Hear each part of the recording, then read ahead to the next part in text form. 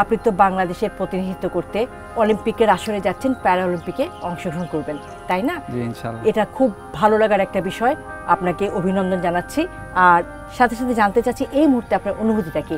জি, প্রথমেই আপনাকে অনেক ধন্যবাদ আমাকে অভিনন্দন দেওয়ার জন্য। দেশের জন্য হয়ে এত বড় একটা আসরে অলিম্পিকে অংশগ্রহণ করতে যাচ্ছি, দেশকে তুলে ধরতে যাচ্ছি, এটাই আমার কাছে অনেক বড় একটা ব্যাপার। খুবই এক্সাইটেড। আমি চাই যাতে দেশের পতাকা উড়াতে পারি অন্য দেশে গিয়ে, সেটাই আমার লক্ষ্য। খেলাধুলা ছাড়া বর্তমানে আর কি করছেন? বর্তমানে আমার এখন একটাই লক্ষ্য, খেলাধুলা নিয়েই আছি, এছাড়া আর অন্য কিছু করা হচ্ছে না। আপনার দুর্ঘটনার বিষয়ে জানতে চাই, কবে হলো, কিভাবে হলো?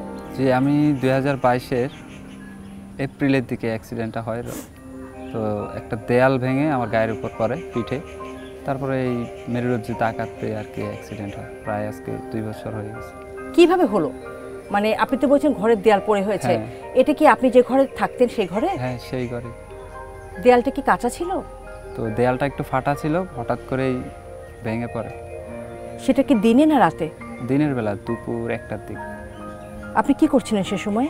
আমি তখন মানে ঘর থেকে বেরোছিলাম, তখনই উপরে ছাদের কার্নিশের ওয়াল ভেঙে পড়ে। সে সময় আপনি কি করতেন? তখন আমি সুস্থ থাকতে আমি একজন নাবিক ছিলাম, সিম্যান যাকে বলে। চাকরি করতেন? হ্যাঁ, 2 বছর চাকরি করছিলাম আমি। চিকিৎসার জন্য কোথায় গেলেন? কতদিন লাগলো আপনার সেরে উঠতে? অ্যাক্সিডেন্টের প্রথম অবস্থায় গিয়ে নিউরোসায়েন্সে ভর্তি হই। নিউরোসায়েন্সে ভর্তি হয়ে এখানে অপারেশন করাই। অপারেশন করানোর পর ডাক্তার বলল যে আমি আর কখনো হাঁটতে পারবো না। শেষ চিকিৎসা বললো যেটা যে ওর ফিজিওথেরাপি দরকার, সিআরপিতে নিয়ে যান। তারপর আমার ফ্যামিলি আমাকে এনে সিআরপি হসপিটালে ভর্তি করা হয়। ওইখানে ফিজিওথেরাপি আর কীভাবে পুনর্বাসন কেন্দ্র করা যায় ওগুলাই ওখানে শেখানো হয়। যে মুহূর্তে ডাক্তার আপনাকে বললেন আপনি আর হাঁটতে পারবেন না, কি অনুভূতি হয়েছিল আলামিনের মনে?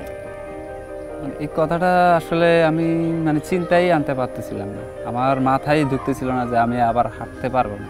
আমার মনে হতেছিল সব কল্পনা হচ্ছে আমার লাইফে, কল্পনার মতো লাগতেছিল, মানে বাস্তবটাকে বিশ্বাস করার মতো অ্যাবিলিটি আমার তখন ছিল না। দুর্ঘটনা ঘটার আগে স্বপ্নটা কি ছিল আলামিনের? দুর্ঘটনা ঘটার আগে স্বপ্নটা ছিল, আমি তখন নাবিক ছিলাম। ওইটা আমার একটা খুব শখের চাকরি ছিল। আমি আগে থেকেই এইম ছিল যে আমি নাবিক হব। আগে খেলাধুলা করা হতো? আগে এমনিতে এলাকার মধ্যে খেলাধুলা করতাম। খেলাধুলা আমার খুব পছন্দের ছিল। আমি যখনই কোনো ডিপ্রেশনে বা চিন্তা বেশি থাকতো তখন আমি খেলাধুলা করতে পছন্দ করতাম বেশি। প্যারা অলিম্পিকের সাথে সম্পৃক্ত হওয়া হলো কিভাবে? প্যারা অলিম্পিকের সাথে সম্পৃক্ত হয়েছে, ওইখানে খেলাধুলা করতাম সিআরপিতে।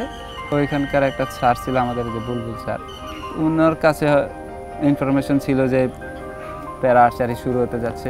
ওইখান থেকে আমাদেরকে ওইখানে পাঠানো হয় প্যারা আর্চারিতে। আচ্ছা, ওই ওপেনিংয়ে তারপর আমাদের ক্লাসিফিকেশন হয়, তারপর আস্তে আস্তে এখানে যাই।